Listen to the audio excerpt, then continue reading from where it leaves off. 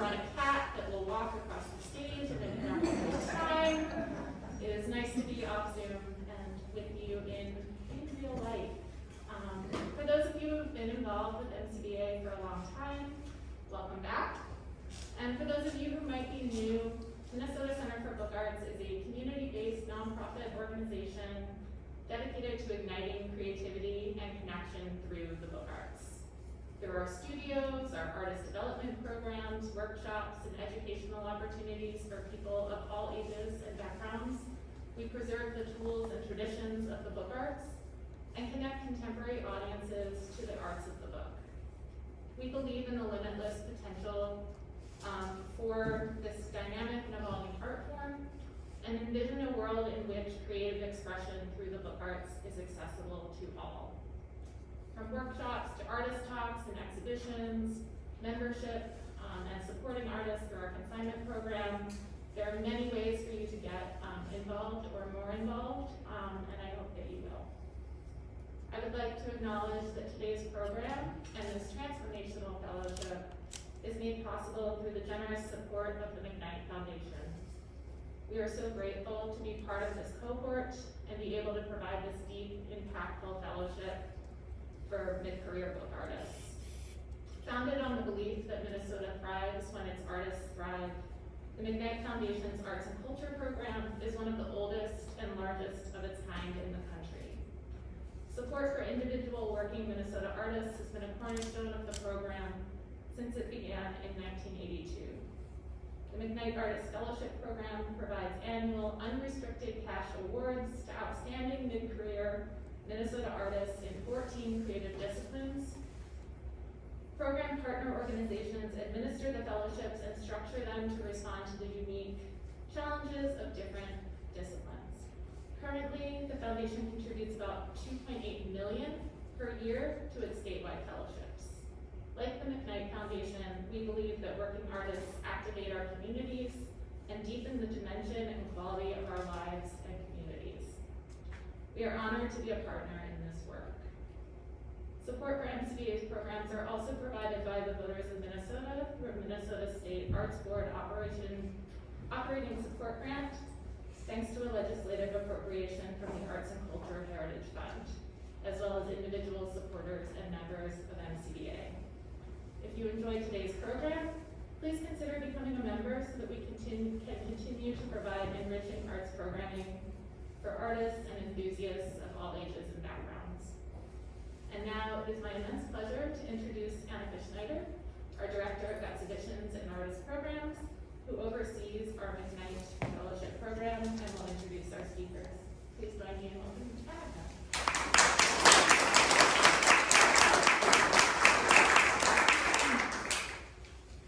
Thank you, Lisa. Welcome to the McKnight Fellowship for Book Artists panel discussion for our 2020 fellows.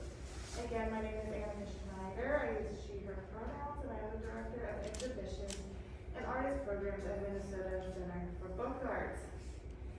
For today's programming, we are so fortunate to learn more about our first ever McKnight Fellows for mid-career book artists Paula McCartney and Lisa Nebenzahl. Due to COVID-19, we are delays. We are so happy to finally be here, finally be in person, and to have their panel discussion. And I can say I am just so astounded with the work that both Paula and Lisa have made over the past 2 years in both quality and quantity, all throughout the pandemic and with the many hats they wear as also being parents, educators, and so much more in our community. First, we will hear from Paula McCartney and Allie Haeusslein, the Director of Pier 24 Photography. Then we will hear from Lisa Nebenzahl and Susan K. Grant, who is an artist and educator and former head of photography and book arts at Texas Women's University. And then following the panel discussion between the two pairs, we will have moderated questions from the audience, and I will be bringing a microphone over to you if you have a question. Speakers may be removing their masks while only on stage, and we ask the audience to please keep their masks on. So for our Our first part of the panel discussion, I would like to introduce Paula McCartney and Allie Haeusslein. Paula McCartney makes artist books, photographs, and ceramics that illustrate her collaborations with the natural world and consider ways that light activates both objects and environments. McCartney holds an MFA in photography from the San Francisco Art Institute and has received grants from the Women's Studio Workshop, the Aaron Siskine Foundation, the McKnight Foundation, and the Minnesota State Arts Board. Her photographs have been exhibited nationally at venues including the Museum of Contemporary Photography, the Smithsonian American Art Museum, the Minneapolis Institute of Art, and the Indianapolis Museum of Art. Her books are included in the collections of the Walker Art Center, Museum of Modern Art, Beinecke Rare Book Library at Yale University, New York Public Library, UCLA Arts Library, and the Getty Research Institute, among many others. She has 2 published monographs, Birdwatching, 2010, and a Field Guide to Snow and Ice, 2014. Allie Haeusslein is the director of Pier 24 Photography in San Francisco, the largest space dedicated to photography in North America. Her exhibition, Looking Forward, 10 Years of Pier 24 Photography, will open later this year, as will the publication of the Associated Exhibition Catalog. She conceived and edited the publication Photographers Looking at Photographs, 75 Pictures from the Pilara Foundation Collection, 2019, which is a really, really beautiful publication. Her writing has appeared in Aperture, British Journal of Photography, Art 21 Magazine, and Faux Magazine, among others. I would like to welcome Paula to first show some slides of her work.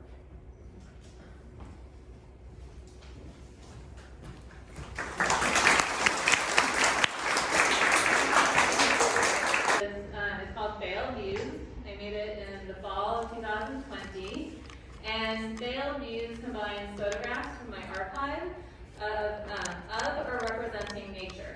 While the book is titled Veiled Views, it's in this failure, either in the attempt to simulate nature or in nature being thwarted by itself, that makes the scenes worth considering for me. And so this is a press-printed book that has an archival pigment print photograph on the front cover with 2 googly eyes inserted in the space where the squirrel's nest would be into the tree. The book continues my use of humor as a way to engage the viewer, as evidenced through previous books such as Birdwatching and Book of Trees. This first spread on the left is kind of the impetus for this series, where the first picture on the left is a gutted bottom part of a snow person that my son had made many years ago that felt both sort of sad and funny, alongside a mushroom where blades of grass were just like pierced through and kept growing, where everything just kept kind of going even though they were in these absurd situations. And I also just want to acknowledge, since my son is here today, this is a collaboration with Oliver, as some of the pictures are of scenes that he made or drawings that he made when he was a young child, so thank you.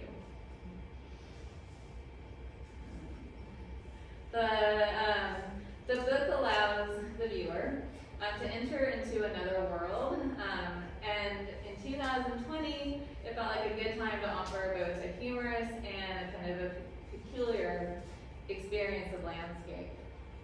At the end of the book is another photograph that's just inserted into the back of the book, referencing the photograph that's on the cover. And this is just sort of slipped in as a way to further activate the viewer's experience, having something more to handle. The next book that I did, worked on this book for probably a 13-month period. It is called Vessel from 2021. It's an edition of 7. And I began my book practice 20 years ago making small edition, handmade artist books. And after a decade of making press-printed books, this work marked my return to my earlier way of making, as well as a leap forward in my book practice with the inclusion of the actual ceramic object. I have an MFA in photography. I have been making photo-based artist books for the past 20 years, and in the past about 5 years, I added ceramics to my practice. And I started by just photographing the ceramics and including those images into artist books that I made, but I'm now working towards including the actual object and having the dimensional piece within the works. This slow and meditative process of folding paper and binding the books, forming the pots one coil at a time, and constructing the boxes all marked my time in a year when we were forced to slow down by the pandemic. Each box comes with one of the individual pots and an artist book that's the same throughout the series of 7. The hand-bound book features photographs of gardens, statuary, and ruins, and the 7 hand-built foil pots, which take on the feeling of archaeological objects or devotional objects. The book is a vessel for the images, which illustrate how I framed the world. The ceramic pots are vessels in themselves and contain the history of the touch, while old dresses, once a vessel for my body, serve as the fabric background for the photographs of the pots.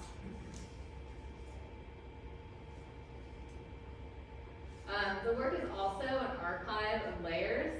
Photographs are tipped into book spreads. Spreads are stacked to form a drumleaf binding that's purposely left exposed at the spine. And the coils of clay are layered one at a time and smooth to form the walls of the pots.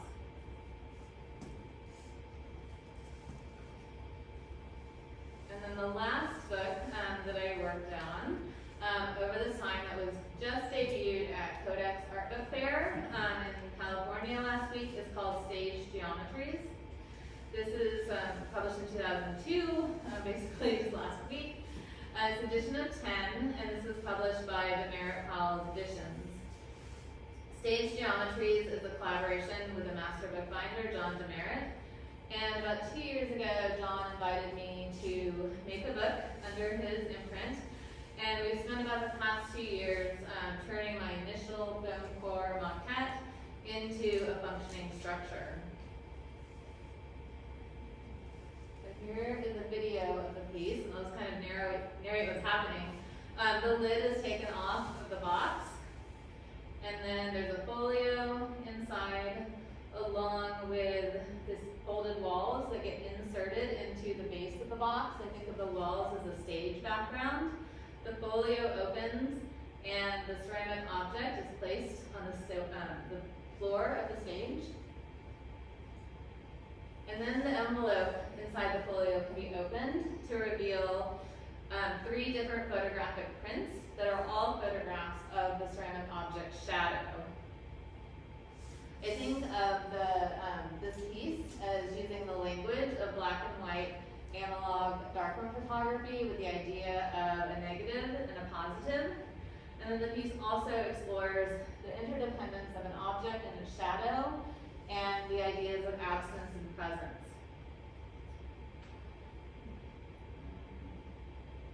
And so I've been really interested in the ways that artist books can be exhibited and installed. I've spent a good deal of my practice and my career as an artist making artist books. And while I'm excited by the collections that they have been acquired by, I always sort of wonder, like, how often do they see the light of day? And so I'm working really hard towards making these books and objects that encourage the idea of installation and exhibition, and where the breadth of the project can be absorbed once it is opened up and displayed.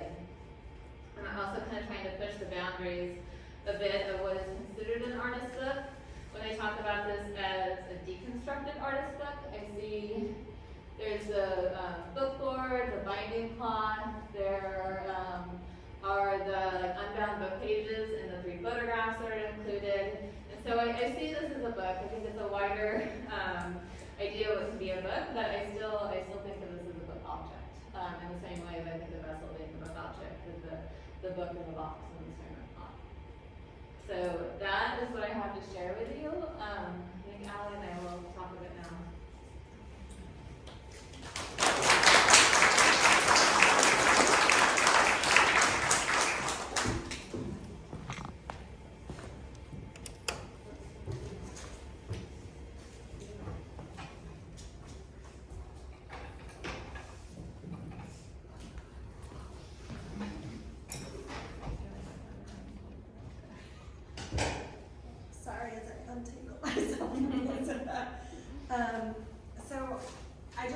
start, like Paula did, by thanking the McKnight Foundation and the Minnesota Center for Book Arts for championing local artists and encouraging the recipients of this inaugural award to be innovative and experimental with the book form. I think coming from California, the amount of support that's devoted to the visual arts here in Minnesota is admirable and enviable, and I think it's amazing organizations like this that really get to prove where those funds go and what that makes possible in your community. I'd like to specifically thank Elisa and Annika for being so warm and welcoming each of my 2 visits here to Minneapolis, and for the opportunity to meet Susan and Lisa. I hope to return all of your kindness when you guys next find yourselves in San Francisco.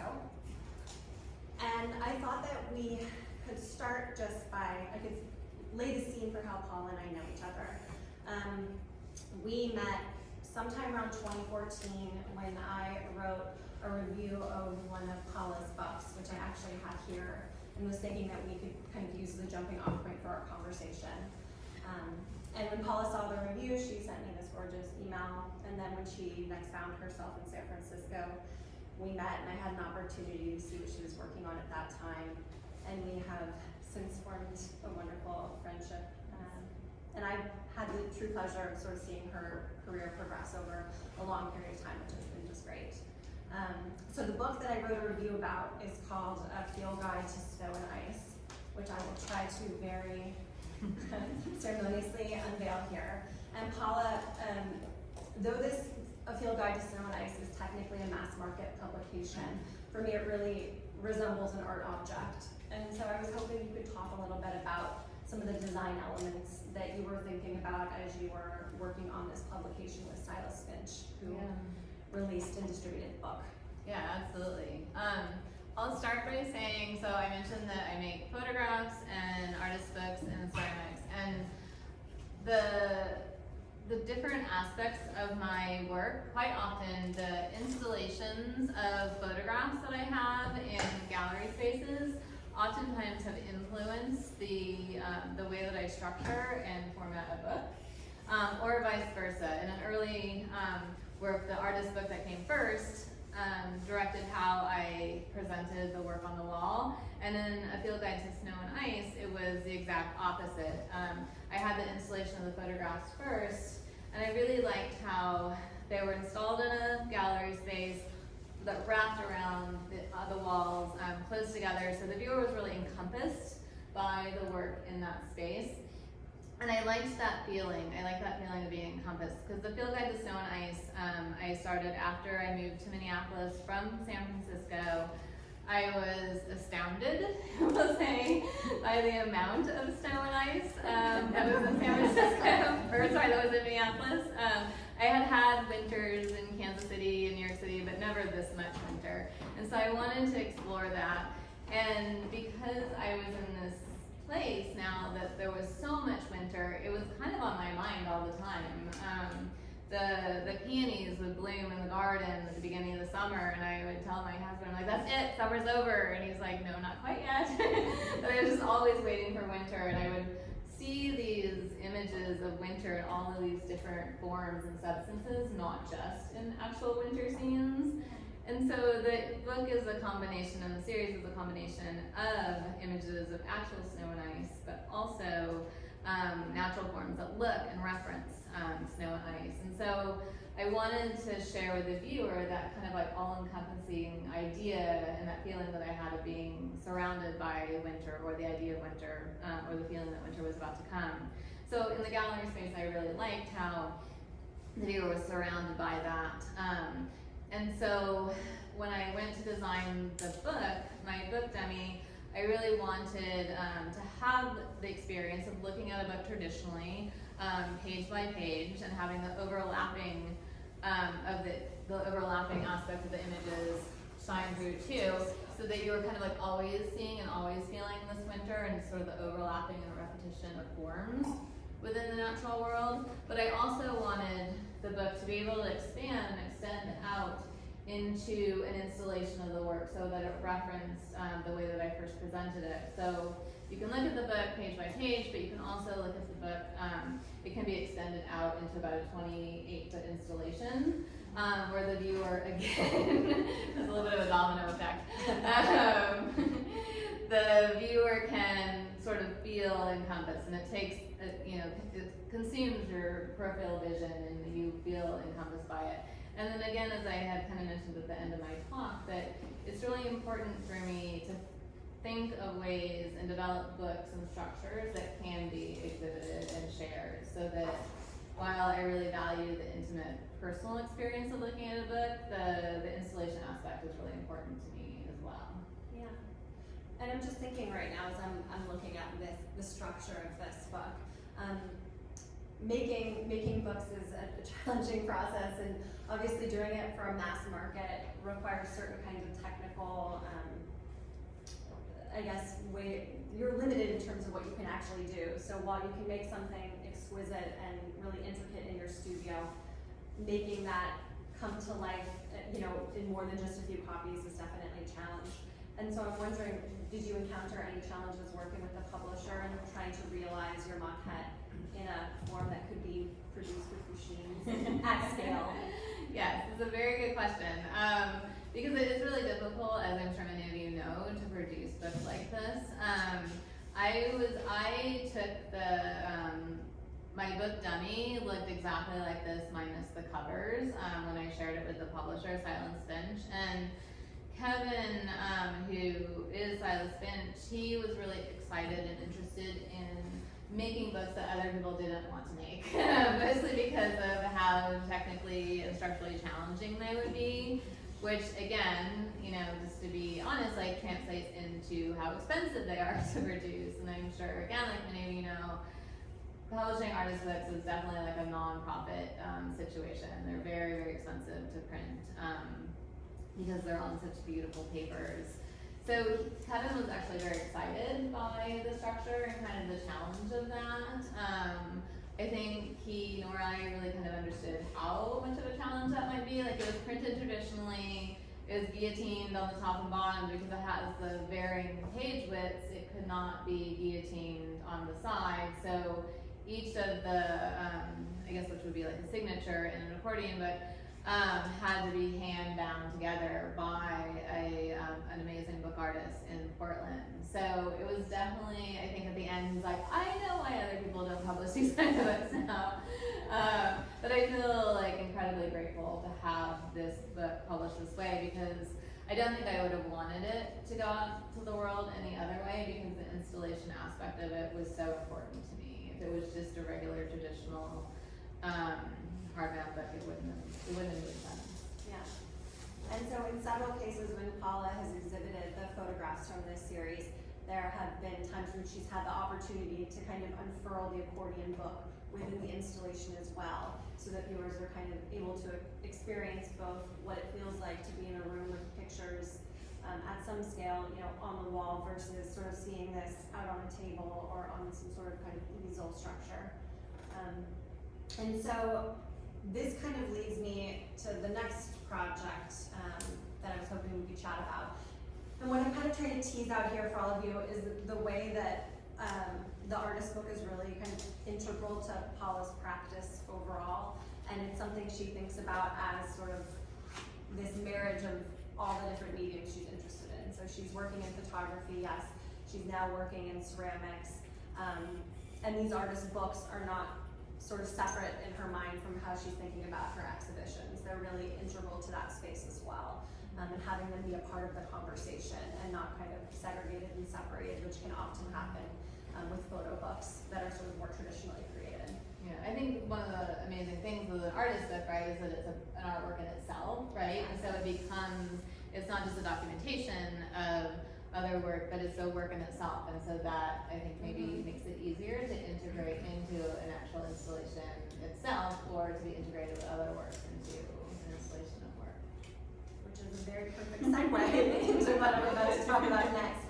So then in 2018, Paula self-publishes a set of books that are the first time that her ceramics practice and her photography practice are brought together in the book form with a project called What Doesn't Kill You Will Likely Try Again. And so I'll sort of thumb through some spreads from each of these 4 volumes while Paula chats a little bit about kind of the impetus and the genesis for this work, and the decisions she made in terms of how these photo books came together as a set of 4. So I made the 4 books separately, and this was very generously funded by Minnesota State Arts Board Artist Initiative grant. And I wanted to make a series of 4 books, and each book I think of as a thought or sentences in a larger conversation. So the books together, they're always only seen together. So I think of the 4 different books as parts of one whole. Each book is its own kind of thought in this larger conversation. And the conversation that I'm having in these volumes is the patches of light that are projected into my home and studio walls and the way that they're interacting with architecture. After having a child, I found myself at home a lot more than I had been previously, and I started to really notice the light that came from our windows. And what I was really especially drawn to was the fact that it was so momentary, right? Like, we know that, like, the light is changing, it's going through the windows, it's making these beautiful projections on the walls. And at times when it's like interacting with the architecture, kind of at this perfect moment, it just felt like everything was like connected and balanced. It was just a sort of like Zen moment that was really only momentary, and it was only when I was really slowing down and paying attention that I was able to experience that, which felt like such a gift. Even before COVID, I have been working very hard, not always successfully, to try to slow down and be present both in my life and in my practice. And so these books sort of encouraged me to work and think that way. And so book 1 ends up being this sort of introduction to me being aware of the books, of the light, of these moments that can be experienced by looking, by being present. Book 2 is light interacting, or is projected on my studio wall. I taped it out, mapped it out, and then when I photographed it, it was interacting with the lights, or the tape marks had been made in the summer. Book 3 is the patches of light that I've been photographing throughout the years, matched with these ceramic shards that I had been making for something that didn't really turn out to be all that interesting. I had just this big pile of ceramic shards in my studio. I was looking at the images, the patches of light, and I just kind of looked over one day and I saw how kind of wonderfully they could be paired up, and just again this idea of chance, or this repetition of form, which is what I had really looked at and thought about a lot with the field guide to snow and ice, how there is this repetition of form throughout the world, and that's what I was finding with these kind of randomly formed ceramic shards and these light patches. So again, just being aware and being present to what it is that's around me. And then the last book is ceramics, small ceramic sculptures I made that I activated with light, and that's where this idea of thinking about how much presence an object in its shadow has, and the interdependence and the interrelatedness of an object in its shadow, and then thinking about which has more presence. Is it the objects or is it the shadow? And I think quite oftentimes I felt like it was the shadow that had more presence, so the shadow became part of the subject, part of what was being, what was present. And that again then was repeated, or I guess investigated further in the stage geometries that I made with John so recently this past year. So, which leads to I guess a couple different things. But I think the first thing in like going along with the idea of installation and ways that books can be seen beyond just a single spread, because I've been thinking lately about like when you're exhibiting an artist book and you can only exhibit a single spread, it feels very akin to like if you had a painting up on the wall and you covered all of it except for the bottom right corner, right? You wouldn't understand what the painting is about. You would never do that, but quite often just out of necessity and out of the not being able for the viewer to interact with and touch the book when it's displayed, that's kind of what happens. And so by having the 4 books, I had this as part of, I'm gonna botch the title, which I totally apologize, but it was, I think, Chronicles in Clay Artist Books, dialoguing with ceramic. I'm a little bit close, right? The Chronicles in Clay is right. That it was on a shelf with some ceramic and photo works at the time, but the artist books were on the shelf where the viewer could go up and experience the books. They could turn the pages, and there would at least be 4 spreads, like one from each book, open at the same time. And what I was also really interested in is the fact that when the viewer approached the shelf of books, it was a different view each time, depending on how the last viewer left the pages, like what spread did they leave open. So I liked that change, the element of change that was in it as well. And so these 4 books are part of an installation right now at, I believe it's the Main Center for Contemporary Art. Mm-hmm. And so this brings me to this idea that you sort of just alluded to, where the books are actually becoming involved with photographs and with the ceramic pieces in sort of this all-encompassing type of installation. Whereas with the Field Guide to Snow and Ice, the book was included, but it was definitely kind of separate from the photographic works by necessity. Mm-hmm. But in this instance, you found a way to kind of bring everything together in one space. I thought, could you talk a little bit about sort of what you think the books in that context kind of bring to the overall installation with the pictures and the ceramics on this great big table? Yeah, I mean, I think that it just kind of even further becomes like part of a larger conversation where the books are one experience that the viewer can have with this idea of architecture and light and repetition of form. And then there's other ways that I can experiment with the actual physical ceramic objects that aren't made into books because, I don't really want a very clunky book object in that way. But I think that what I really love about having the books, besides visually what I love about having the books incorporated into the installation, is that these are books that the viewer can handle. I completely understand why, like, university libraries and museums, when they collect books, they don't let the viewer handle them. But the thing that I love the most about books is that it is a medium that, at least ideally for me, can be handled. It's intrinsically in the medium of books that you handle books, that you experience them physically.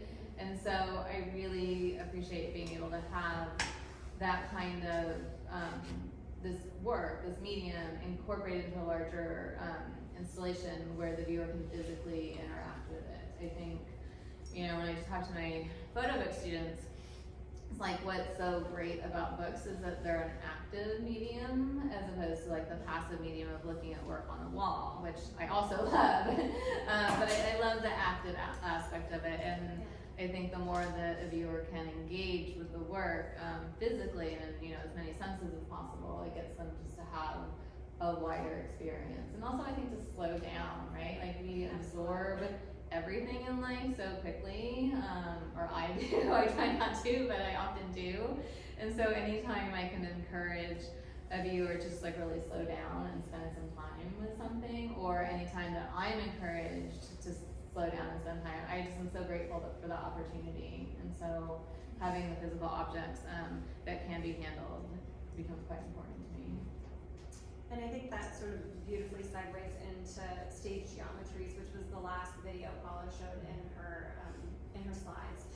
And I'm wondering, your in-stage geometries, you're obviously bringing together image and ceramic again. And so I'm wondering, did any of what you kind of encountered working on What Doesn't Kill You Will Likely Try Again, did that impact at all sort of how you came to this project with John Demerit in the last couple of years? Yeah, definitely. I think so. I think my work in the past 20 years with artist books has kind of gone 2 ways, right? With the bird watching, the failed views, the humor and the beauty in the landscape, and then this more formal investigation of form and light and architecture and being present in the moment and the physicality of including the ceramics in the book. And so, all of that work, I think, through the years is part of the conversation that I'm having with the mediums and with these ideas.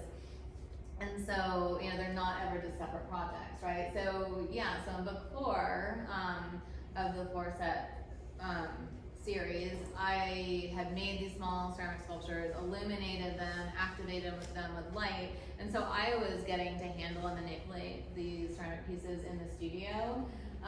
But then, like, moving forward with that idea, making the object of stage geometries, the viewer gets to do that, right? So it becomes as the set that the viewer can unbox and put together, and then it also can change in the way that, however, the viewer has left the spreads in this installation.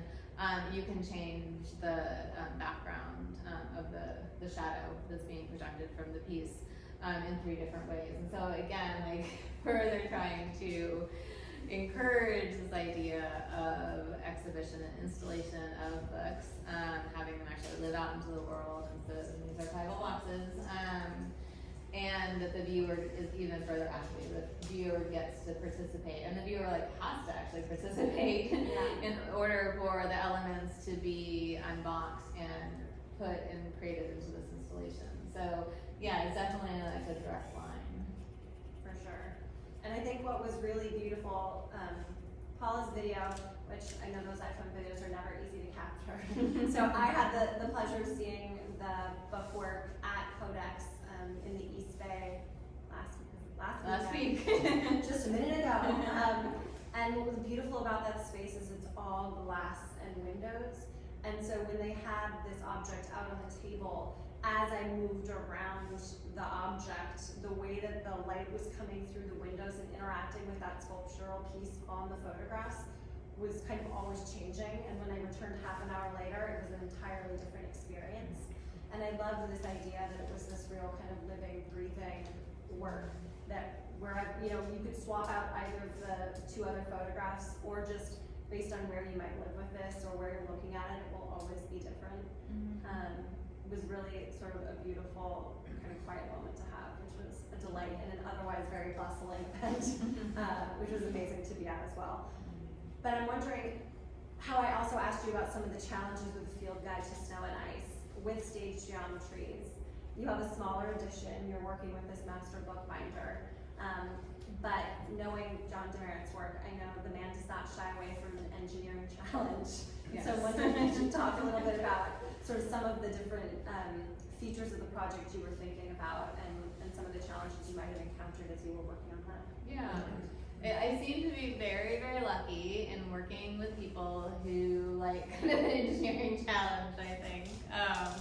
I feel like I dream up these ideas and these ways of making something, and I've been very lucky to have other people collaborate with me to make them actually happen. So we did, when John invited me to make a book with him, because he and his partner Nora have the Demerit House editions, where they invite an artist or 2 each every couple of years for Codex to put out an edition with them. I sent him, so I love the foam core that I cut up and make different maquettes out of. And I made him one that I think had 4 different kinds of tape, because I kept running out of tape as I was making it. I sent it to him and I was like, this is what I want. I want the ceramic object to stay in this one spot and not fall over. And I want these photographs to go into the back so that you have this sort of stage setting, and they have to stay, they can't fall over. And he is so wonderful in figuring out, okay, well, we could use magnets embedded into the book structure to keep the photograph from falling forward, and finding different ways to keep the ceramics, which I definitely keep making very top-heavy ceramics,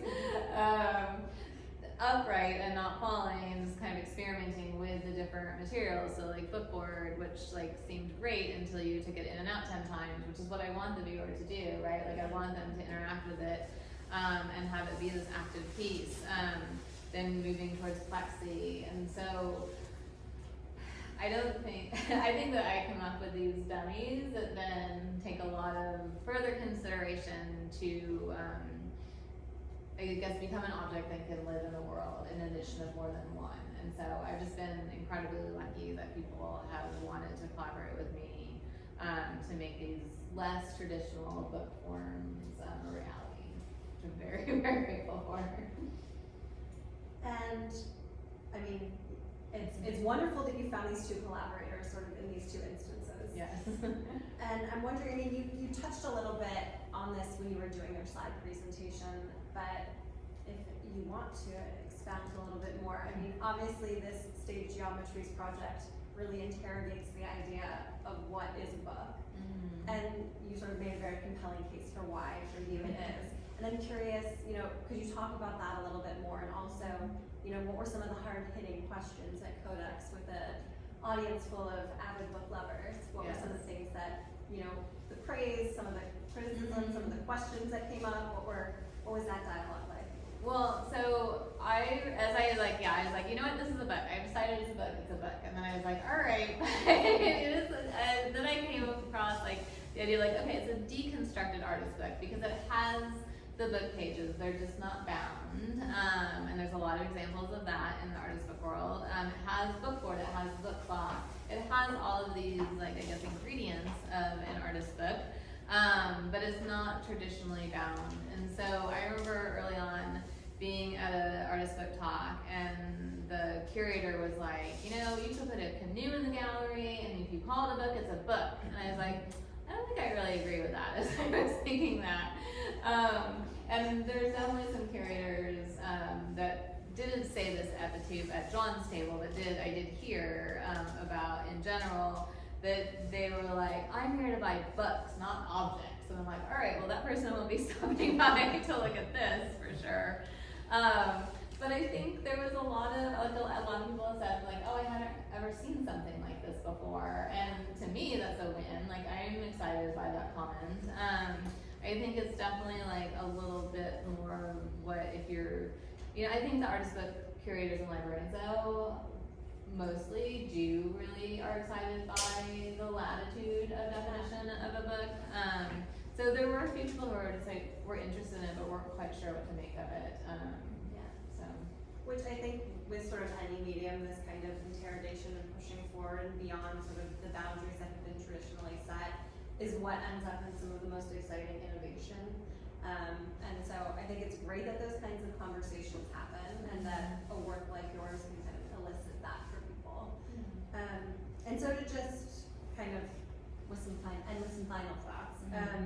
So like you said in your presentation, you've been working in the artist book form for 20 years now. And I'm curious, what are some of the most important lessons you've kind of taken away from that 2-decade experience and that you kind of continue to carry forward as you evolve in your use of that particular medium? Just to put you on the spot. Well, I think, you know, I keep talking about these sculptural works that are like very and are different from a traditional book. I'm still very interested in that, like the Veiled Views that I showed at the beginning of the talk is that. It's just a saddle-stitched soft cover book. I think just like thinking that like for each book project, the content and the ideas really dictate the structure of it for me. The materials or what it's about or the way that I want to share the work with the world and what I want to include or not include dictates the structure that I'll use. I always kind of say that I came in, you know, with starting with photography, this I adore book arts, and so I think that has let me think less traditionally about the medium. And so and the students that I have in books, that I just encourage them to like just be really experimental, and as long as the structure makes sense with the content, Right. you know, why not? Well, thanks to you for being here today and for choosing me for this wonderful opportunity. And thanks My for you pleasure. guys for coming out and braving the weather. And we'll turn it over now, I think, to Lisa and Susan. Yeah. Well, Thank you. we're gonna do your questions. Oh, we are. Oh, sorry. Yeah, and we'll have a few minutes for if there's any questions from the audience. Just raise your hand and I'll come around with the mic to you. So if anyone has any questions at this time for Paula or Allie. Okay.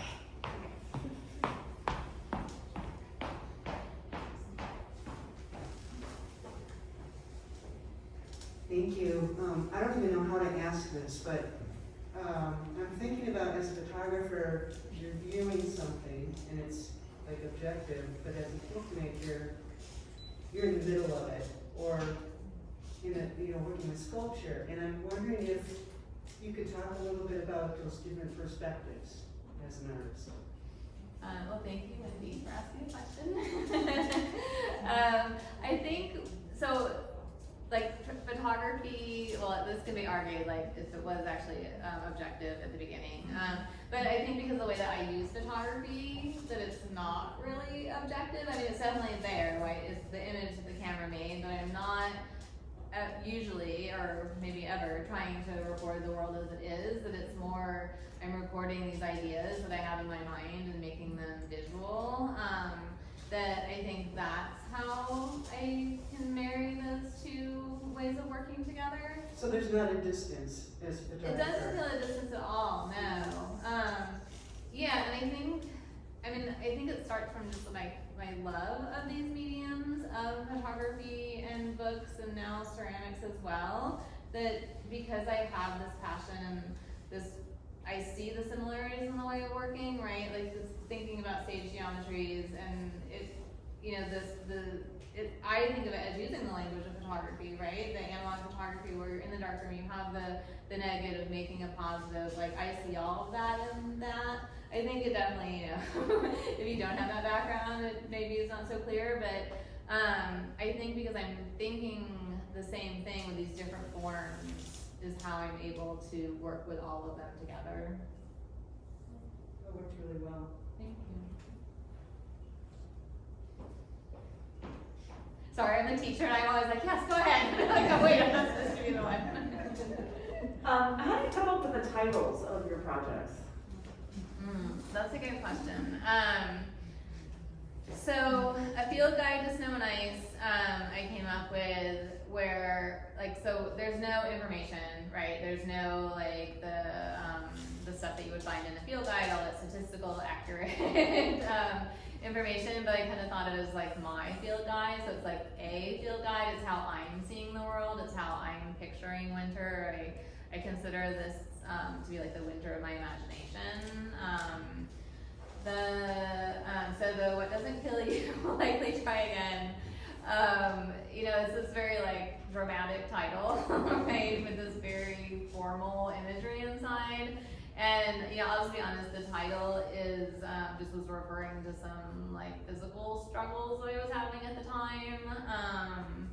And then a tiny bit, I'll give like the background, a tiny bit of my both love and struggle with ceramics, because since I also don't have a ceramics education, I will fold up all these forms and like prototypes in my studio, and I go out and try to make them with clay, and the clay is like, I don't fold in half, I don't know what you're thinking, lady.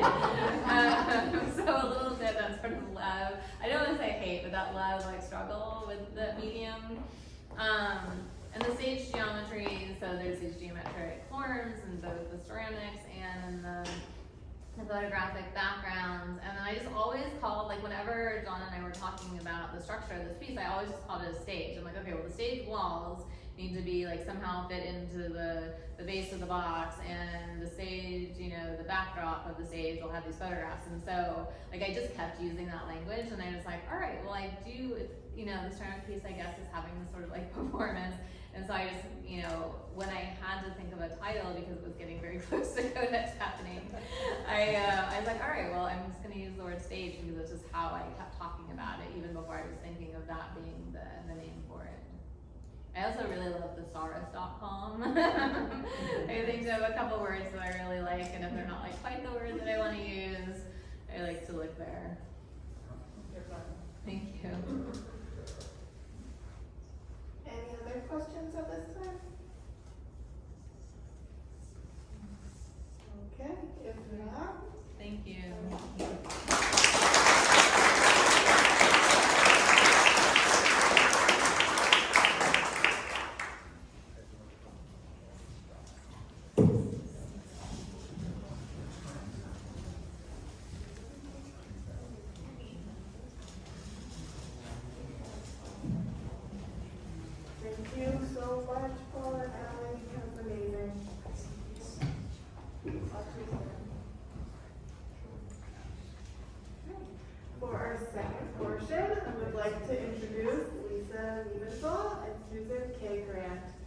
Lisa creates work that ponders themes of resilience and fragility, loss and persistence in the passage of time.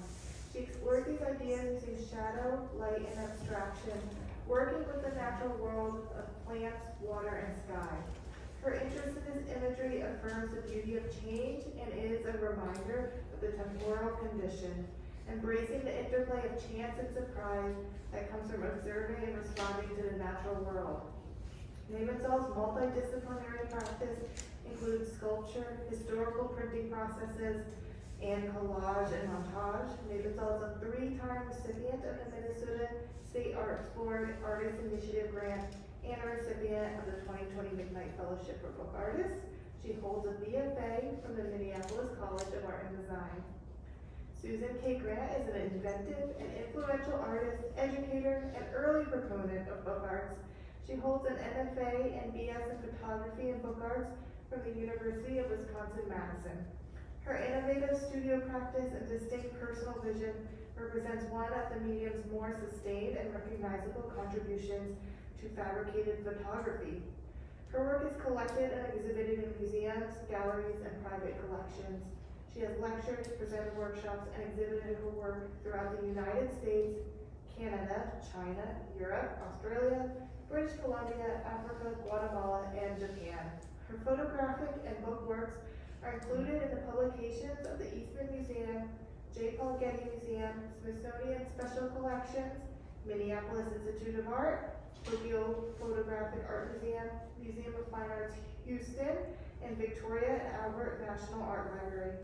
A selection of books and publications feature her work include Time Lightbox Diffusion, Adore Noir, Black and White Photography, Photo Video EDU, Smithsonian D Magazine, Texas Monthly, Modern Luxury Dallas, and Photo Magazine. From 1981 to 2017, she served as head of photography and book arts at Texas Women's University and was named Cornero Professor of Art Emerita in 2018. Selected teaching awards include Cornero Professor, TWU 2016, Honored Educator Award, the National Society for Photographic Education 2014, Honored Educator Award, SPE South Central Region 2007, Freestyle Crystal Apple Award, SPE National 2005 and 2003, the Excellence in Photographic Teaching Awards Center 2003.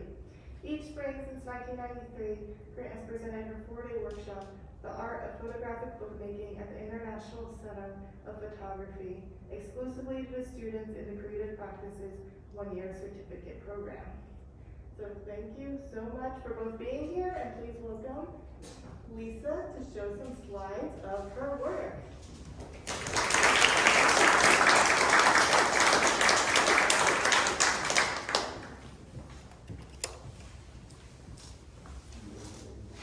Thanks, Annika.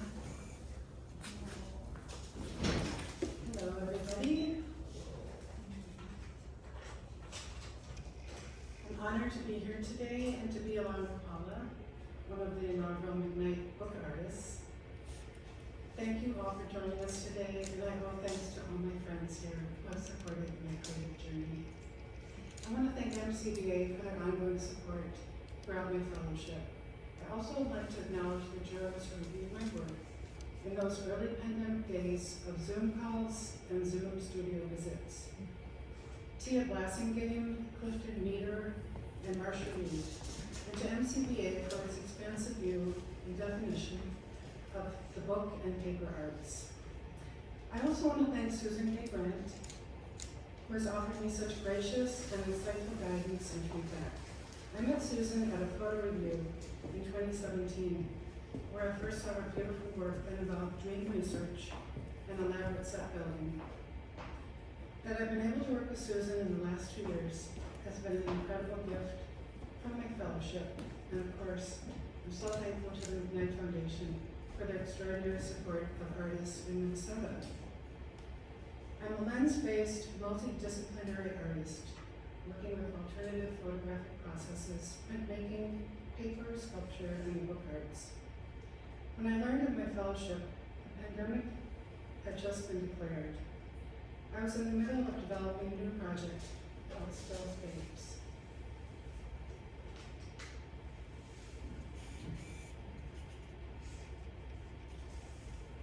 You should see.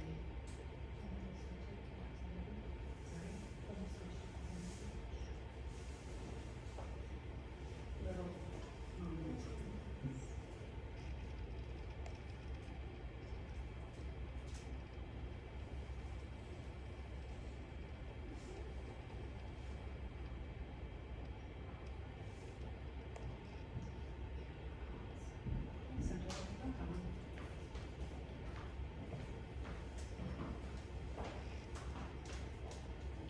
This project explores the idea of still life and landscape using my hand-built constructed photographs, creating photographic backdrop environments for them, photographing these environments and printing them in polymer paper.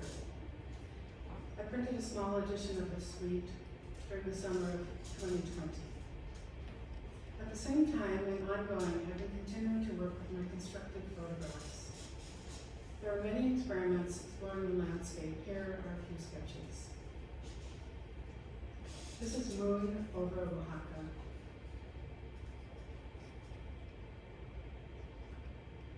This is Pine and Columbine, a cyanotype crafted from washi rice paper. Like most of my construction, this is freestanding and actually meant to be held in your hands as well. Most recently, I've placed them in their own environments, working with my husband, who has become an excellent box builder. This is Equinox, and this is Pine Night. And I've started exploring creating lanterns with my constructed photographs, which is an ongoing project. During the first summer of the pandemic, I thought that gloves were the perfect metaphor. I exposed my mother's glove collection to cyanotype printing in the summer and built boxes to show them in. This is Lake Superior rocks, pine needles, and ferns.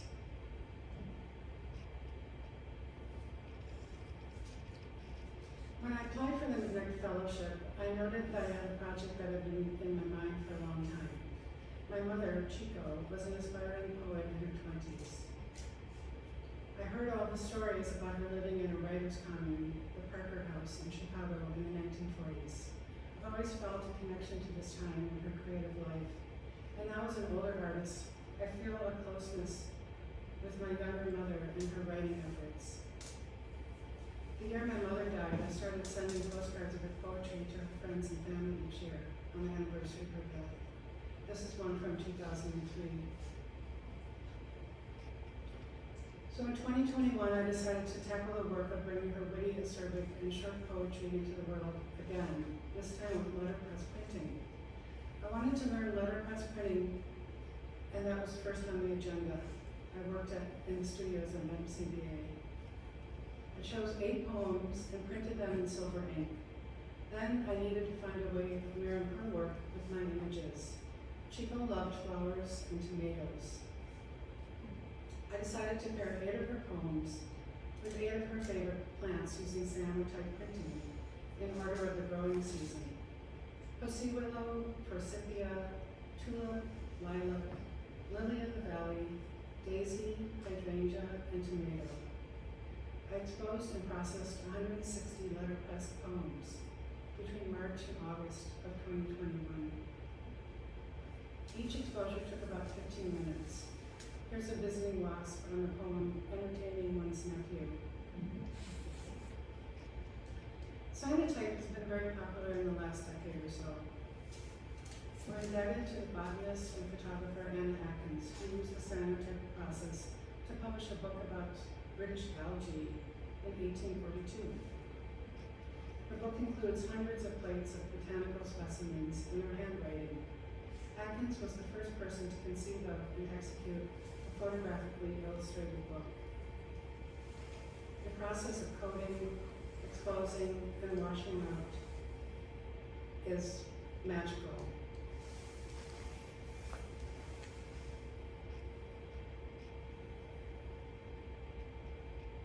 Each print is unique. This is my mother Lorne's poem, The Call.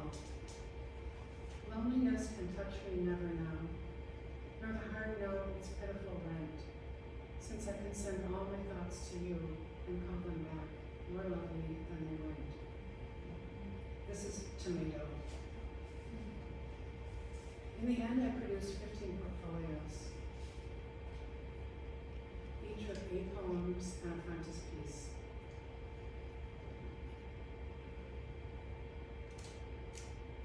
Two edges of the poems are gilded in silver.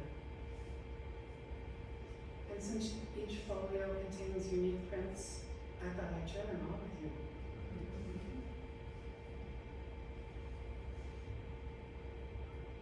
One of the things I love about this project is that each of these folios are completely unique from each other.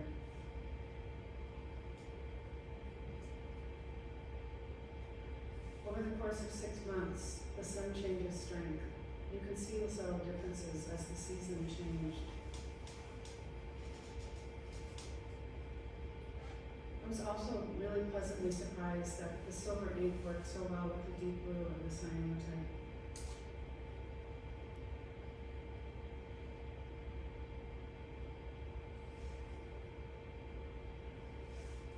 The cases are crafted by my uber-talented and here today friend and mentor Keith Taylor, who I've worked with for several years. Our collaborations have always been fruitful, and I so appreciate working with him. The case is absolutely gorgeous. Each folio has a set-in photo of Chico at her typewriter in his foil stamped in silver. I recently returned from my McKnight Fellowship residency at Art Institute in Berkeley, where I concentrated on printmaking. I went with the intention to experiment without a known outcome. I wanted to explore printing with my shaped plates. These are polymer gravure photo plates. And I also wanted to work with different papers, rice papers, and learn chine collé.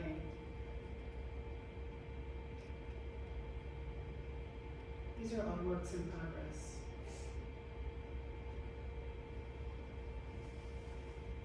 I call these cloud portraits.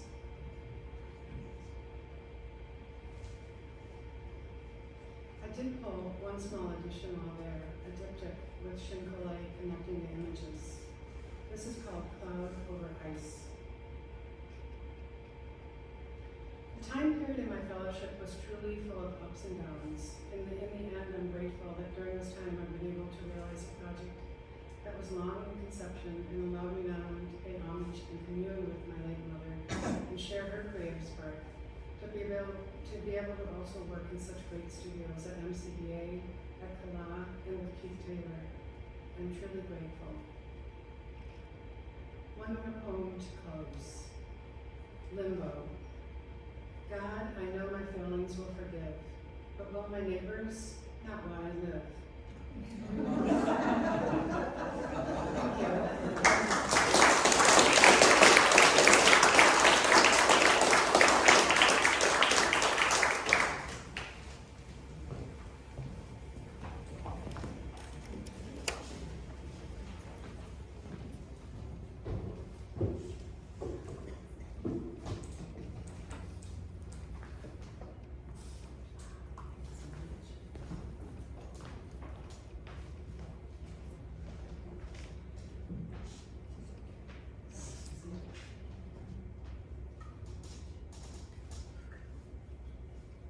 Start by thanking Lisa, Paula, Allie for sharing with us these amazing projects. It's really inspirational, would you say, to see all the work that's come out of the fellowships it's just profound. I love seeing it. I also want to thank the McKnight Foundation, Lisa and Annika, where are you? Over here. And the MBCA for your generous support. It's really been a pleasure to finally be here. I wasn't able to come in the fall, and just being in a room like this with real people outside of a Zoom call, it's really a privilege. And I love seeing what came out of these fellowships. It's clearly visible to me that there's no discernible loss of productivity and creativity and inspiration in across the world that so many artists that, you know, were really productive and some were not, but it's sort of not the case here, which is really beautiful to see. It's been a privilege working with Lisa this past year, or actually maybe 2 years now, right? Something like that. It's been exciting to me to watch the work grow and evolve over time. I'm truly inspired by Lisa's curiosity, her creativity, productivity, dedication, and especially attention to detail. And there's so many forms that she showed us that the work took over this, you know, these past times during the fellowship. And I'm going to just focus my questions in my talk today with her about her work is on Chico poems. It seemed like kind of an easy way to narrow it, but I don't want to overlook the fact that you did so many other beautiful pieces which you so beautifully shared with us. So for our part of this Q&A, I've prepared 8 questions and some brief insights where I'll sort of share with you in looking at the work with Lisa. The questions are inspired by my experience spending time with the work and contemplating her work, the Chico poems, which she beautifully showed us. One of the things I'd like you to all think about is I'd like to invite you to come back and spend time with the works. I think that both of you are having an exhibition. Is that correct? Do you know the dates of that? January. So please come back and experience the works yourselves. You all know, as visual artists, especially book artists, books are about touch, they're about smell, they're about feel, they're about texture, color, form in your hands, and to see them on slides, it just does no justice at all. So as I ask her questions, I'm going to try to describe to you a little bit of what I was seeing when I was looking at them, and maybe you can visualize for yourself what it is I'm holding and asking her questions about. So I invite you to do that. So Lisa, the first question I have for you, one of the things I love about talking to artists about work is like when something happens, like when a light bulb comes off, you know, and you just decide to make work about something. And I'm really curious to know when the very first time was that you saw Chico's poems and what that experience reading them was like for you.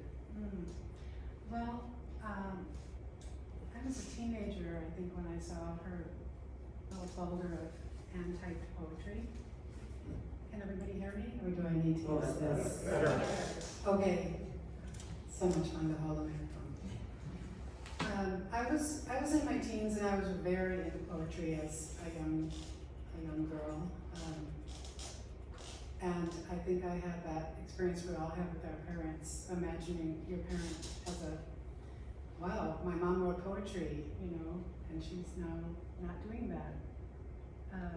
So yes, it was early on, and I've been carrying them with me since then. Did you ever think in a million years that you would eventually make work with those poems?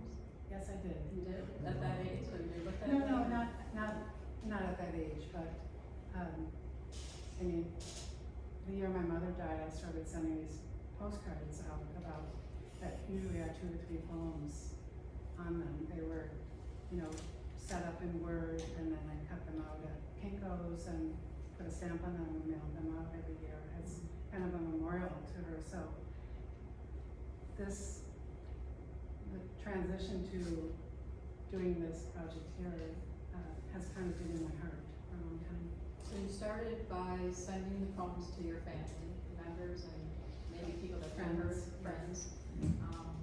At what point did you, I know you got the fellowship, but at what point did you decide, you know what, I'm gonna make this memorial to her, I'm gonna use these poems and juxtapose myself with her self. Do you remember? Susan, could you put the microphone closer to you? Sure, I'm sorry. So at what point did you decide that this is what you're gonna work on for the fellowship? I've had this project in my mind for a long time. I've applied for a couple of grants through MCBA, and the impetus there was to learn letterpress and to produce this project. So it was there. Good. Yeah.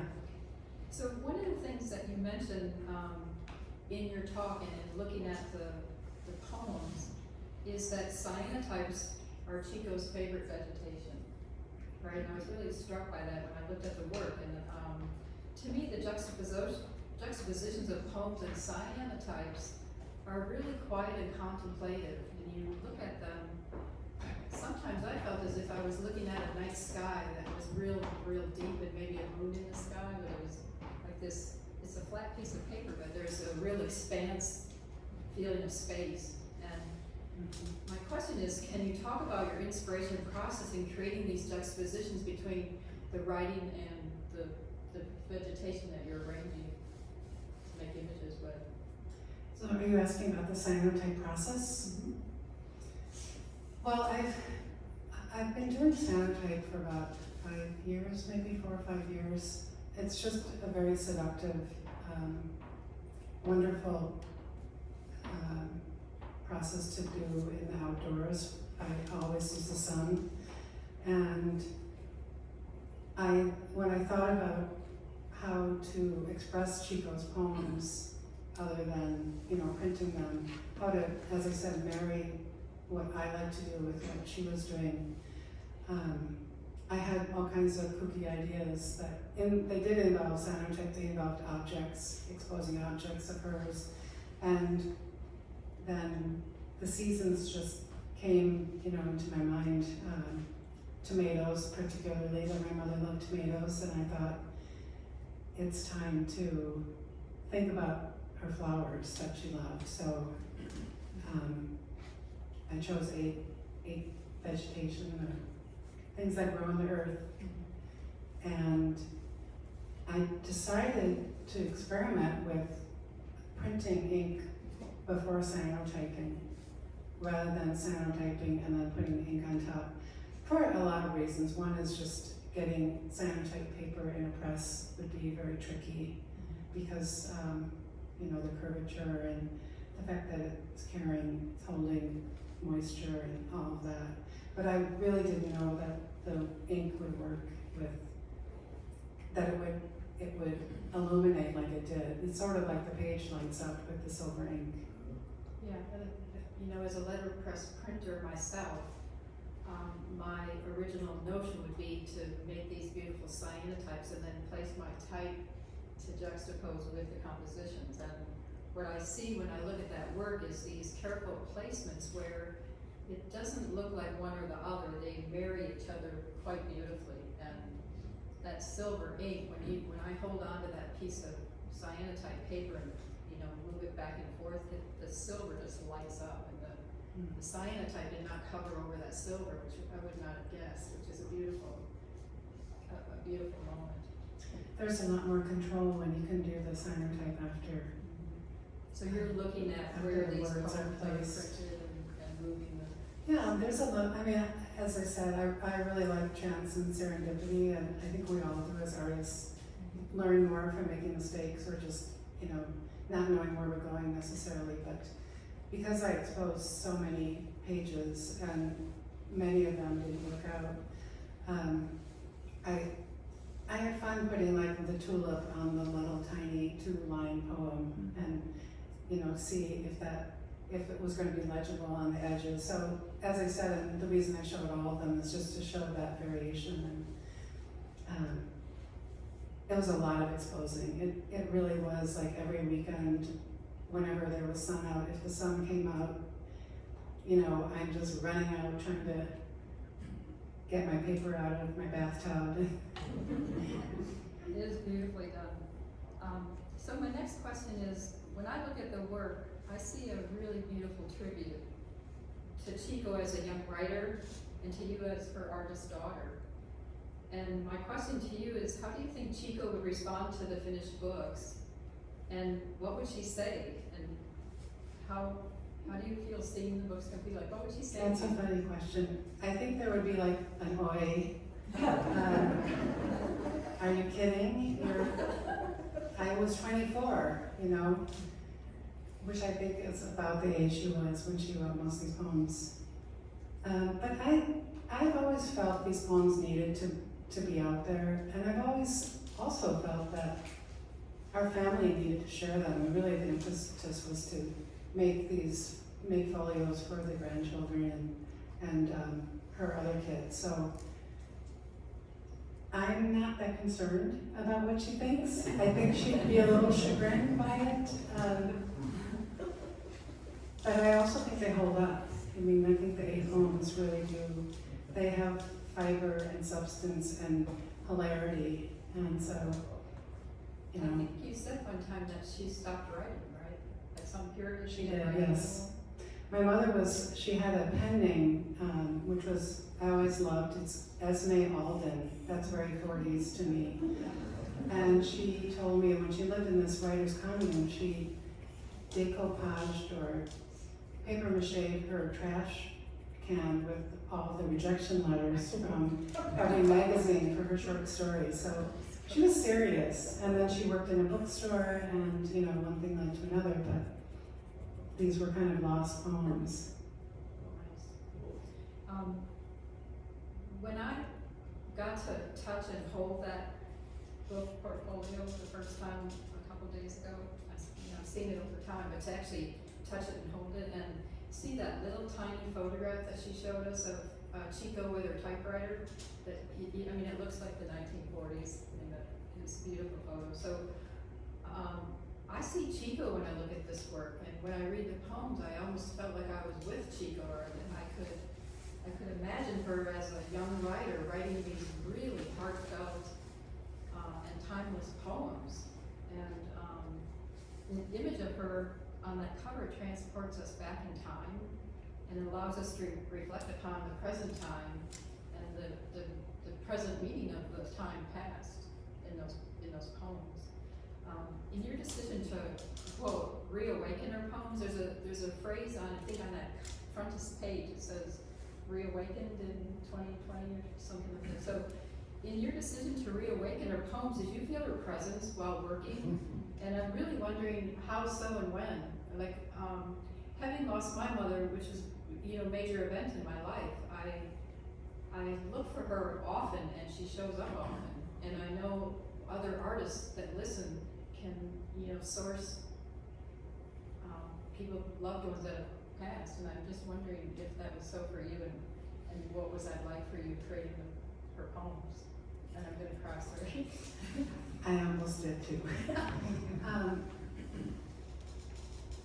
It was pretty uncanny to feel almost on a daily basis that I was communicating with her, or she was just part of, you know, the work I was doing. And as I said, there was a communing with her. There was a feeling of connection, and it wasn't sad. It was very happy. It's been a really joyful project, as much as it's been labor. It's been wonderful to feel that closeness, and to just imagine kind of the conversations and her being chagrined or upset or thrilled, or, you know, you're working with your mother's words. It's wonderful to do. So when you said she would probably go, boy, did you ever like place a flower and hear her say, no, not there? Or just, was there any presence like that? I know that you work very intuitively. I'm just wondering if that ever happened. I don't think I was channeling her that much. So I'm going to change the view just for a minute. Lisa, you live surrounded by a nature preserve. And if you stand in Lisa's studio, you have a panoramic view of nature. It feels like you're outside. I mean, there's so many windows. It's just a beautiful, immersive experience. And I'm really curious to know how your surroundings have influenced your work and this work. Completely. Living on a nature preserve, living so close to foxes and coyotes, and right now lots of turkeys. Yep, we have turkeys. And living by a body of water, a marsh. I do draw on, in all my work, I draw on what's outside my window, you know, when I'm there. I photograph the sky a lot. I photograph the lake. I photograph the lake up north quite a bit. So it's very inspirational to me. Awesome. Just a couple more questions. So I want you to imagine a moment, you saw the picture of the portfolio. When you hold that portfolio in your hands, it's this really cool, almost a silver looking color blue. And when you turn it to the light, it changes. It's almost like iridescent, kind of like your ice. It's a magical moment. And when you turn it just a certain way, the poem, the Chico poems, literally lights up. It illuminates because of that silver ink embedded, letterpressed into that cover. So one of the things I just wanted to share with you is I see so much symbolism in the Chico poems. Every element is beautifully balanced in form and content, which is something I'm always drawn to and stress when I teach, artist bookmakers. The color blue is soothing and suggests a sense of peace, tranquility, enlightenment, and definitely solitude. It makes me think of the ocean and the sky, and they're two totally different things, but because of the way the color changes as I move it to the light, it also produces different emotional experience, when you're holding it, and it begs you to open it. And when I open it, before I open it, I'm really focused on that color silver, the silver of that text. It's reflective and inspires intuition and illumination. It reminds me of the moon, the ebb and flow of the tides in a foggy day, which are kind of opposites. But there's something about the way that the color on that cover, it looks like fog, but yet when you see that text, it's like something that's really sharp through the fog, almost like, again, we're going to look back at someone that wrote these texts, years and years ago and bring focus to our today's moment in time. It seemed like the perfect choice to illuminate Chico's writing. It's been said that, quote, lovers of silver are oftentimes lost in their own world. They're highly artistic, they're creative, and they're imaginative. And I love that when I read that. Lisa and I both love silver, and I think it was a perfect choice when I read those poems about Chico. I was wondering if you could share with us some of your thoughts about the personal decisions you made in choosing some of the colors and textures, and just the way that it all came together. I know that you had I know you would work intuitively, but I'd like to hear sort of what you were thinking when you were saying, yes, silver, oh yeah, this book club. Well, the silver ink really was based on working in the studio and finding a can of silver ink that was in pretty rough shape, but going for it. I didn't want to print in black. I knew I wanted a cyanotype. You can't really print white on white. I guess you can, but my first foray into letterpress printing, I didn't think that was such a good idea. But the silver was really, it was there on the shelf, and I thought I'd give it a go. So it was calling your name. Yeah, it was surprising that it worked so well. The book cloth, Keith and I went through iterations of, would this be a folder? That was my original intention, to have a paper folder that was kind of a trifold with maybe an embossed title and the picture of my mother. But we started looking at book cloth, and he presented this most incredible Japanese cloth that just shines. It has a beautiful warp and weft to it. So it really did come together magically in a way. It actually looks like magic when you turn that to the light. It's like a magic moment. Thank you. So my last question, when contemplating the entirety of the Chico poems, I see an extraordinary memorial to Chico. I envision mother, daughter, and a universality between then and now. I'm also reminded of the significance in mother-daughter relationships, no matter how tumultuous, which many are. And the legacies we create for future generations in honoring them. And that being said, as a mother, I wonder what impact do you think this work will have on your daughter now and into the future? You asked the easy question, Susan. Well, my daughter is she's a champion of mine. She's very supportive of my work as an artist. She's seen my progression, and I think it's very interesting for her to see the connection to her grandmother through her mother. I mean, we're all lucky to be in the same space in the same time in a way, for her to have almost known her grandmother. She was 10 when her grandmother died, so a little young. And I think it's been powerful for her to see my homage to, you know, my parent as an adult, which she is. So there's a very nice circular kind of connectivity there. And I think she treasures this process. She's been really interested in it. And do you think in 50 years from now, 40 years from now, if she takes some of your cyanotypes and makes work with it, that you would say, "Oi"? Most likely. That's Hard to say. It's hard to say. I mean, it's an interesting thought when you really think about the passing of our work to future generations and what that means to people, and how so much of it is lost and how much is, you know, reflected and gained. It's beautiful work. I think we all think about that as artists, you know, where things will end up, and maybe someday she'll drag something out of her file cabinet. I mean, I'm sure my mother would be very surprised. Well, I just want to thank you for the courage and dedication, and I don't think that she goes up there saying, "Boy."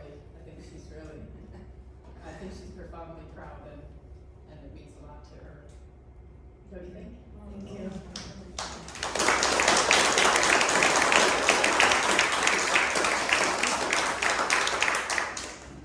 Thank you, Lisa and Susan. It's such beautiful, touching work. Does anyone have any questions for Lisa or Susan at this time? Okay, come on. I swear I'm gonna do that.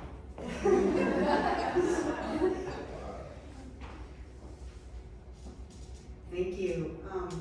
It seemed like your work does not have text, or did not have text. It was visual.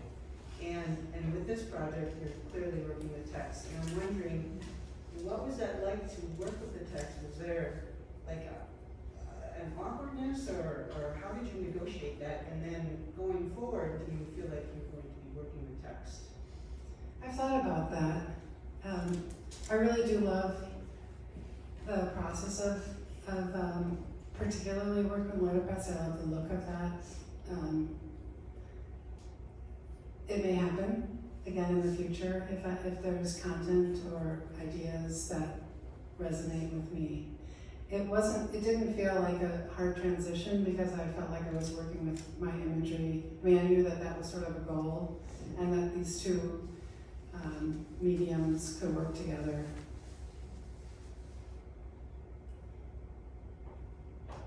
Any other questions?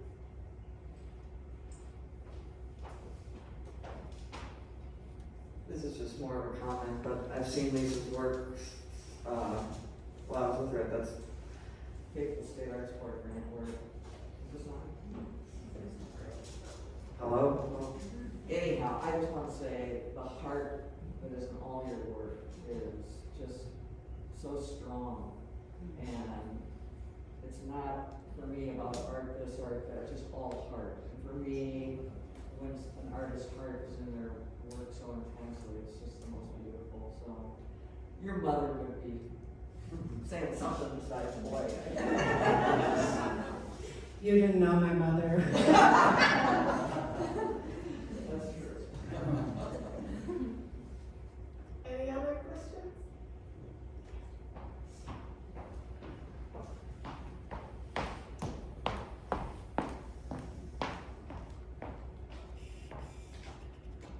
Thank you. Beautiful new work, Lisa. I love it.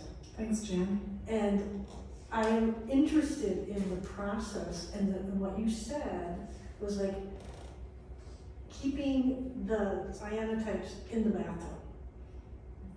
Seriously? I mean, you had to keep it in the bathtub until the sun came out, so I'm curious, like, if you could talk a little bit more about that, because I don't know that much about cyanotype. So the chemicals that create the UV exposure have to be kept in the dark. The ones I use are in 2 different containers. You mix them together and you need to use them within a certain amount of time. But so I coat my paper in my little pink bathroom and covering the window with a piece of cardboard.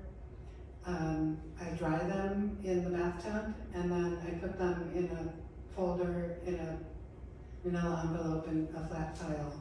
And I tried to do this kind of methodically by poem, you know, and then that sort of fell apart. So it was a very complicated process to come up with 15 folios, but that aside, so I would coat 8 pages at a time so I would not get ahead of myself in exposing them. And then I would wait for sunny days, as my husband knows, like, oh, the sun's out today.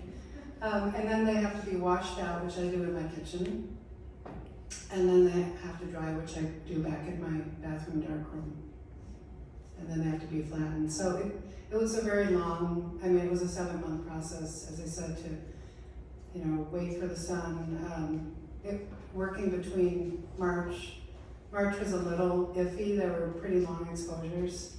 By the time I was exposing in August, they were, you know, they were right on. But yeah, so it was crazy. I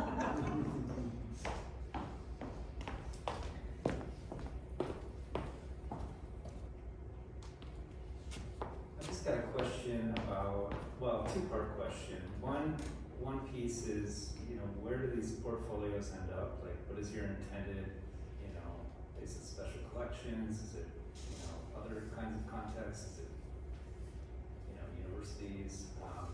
The other part is, I'm trying to envision what those cloud portraits look like. They almost feel like sculptures to me. They're diamonds in some ways. So, like, what are they? Are they folded and then that creates the shape, or what is that work? Good questions, thanks. So the first question is, where will these end up? Originally, my intention for this project really was, I want to create a folio for each of my mother's grandchildren and her other kids. I wanted this to be for our family, but it kind of grew into, well, you have eight poems and you have 8 flowers, and so there'll be more, and I want to share it with the world too. So there's a bunch set aside for the family. One is coming to MCBA, has been delivered to them. And then there's a group that I'm hoping to share with private collectors and private collections, universities. Did you bring your perspectives? I did. You want to show it? Should I go with it? I do have a prospectus about it, which I'll leave up here for everyone to see. And the second question is, I think you're talking about the last portrait, the cloud portraits. Those are polymer gravure photos on plates that have been cut out by me, so they are dimensional in that they're shaped, but the images are images, and they're printed through a press with ink. So they have a very strangely 3-dimensional look to them, but they're based on 3-dimensional objects. So it's a little bit removed. I think you have to explain how you make those 3-dimensional objects and then photograph them and then. Yeah, we didn't really go, I didn't delve deeply into my constructed photos, but I think in the beginning you saw some of them. So I have been exploring this concept of 3-dimensional photographs for a few years, and they usually hold images of elusive qualities like clouds, shadows, water, things that come and go. And I make them out of rice paper. And in this case, I photographed my objects against black velvet and then created a file to be put onto a polymer gravure plate and then printed in a press. It's kind of a long process. So you went from 3D to 2D. That's right, yes.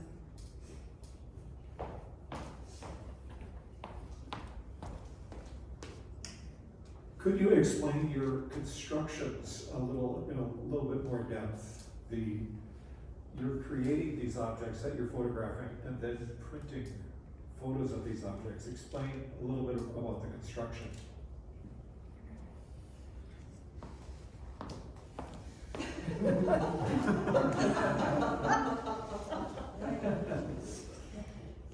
What would you like to know?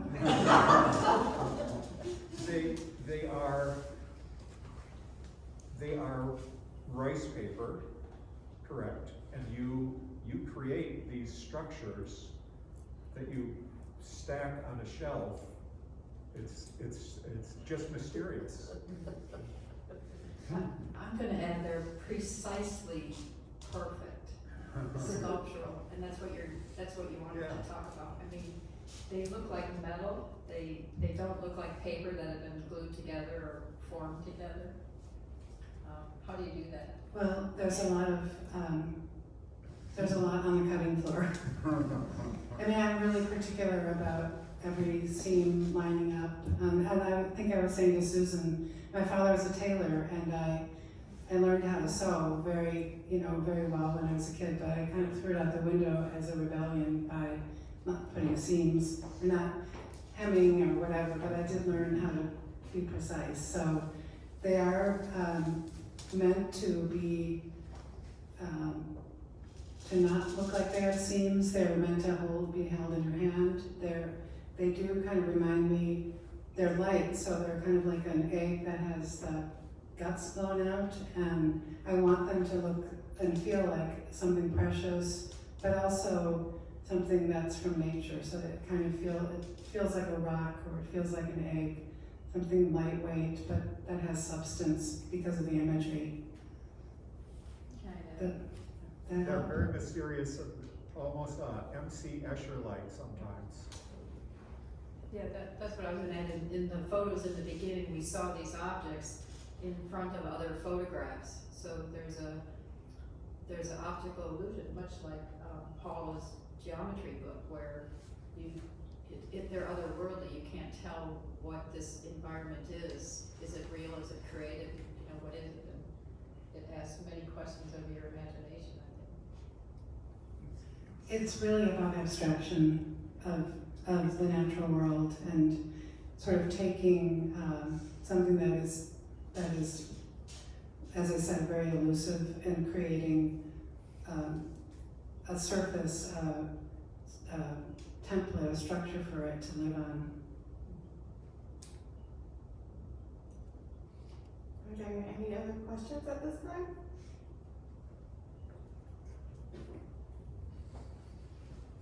Okay, if not, just another thanks for Lisa and Paula for sharing their work, and for Susan and Allie for being so generous and traveling quite a distance to Minneapolis to be here with us today.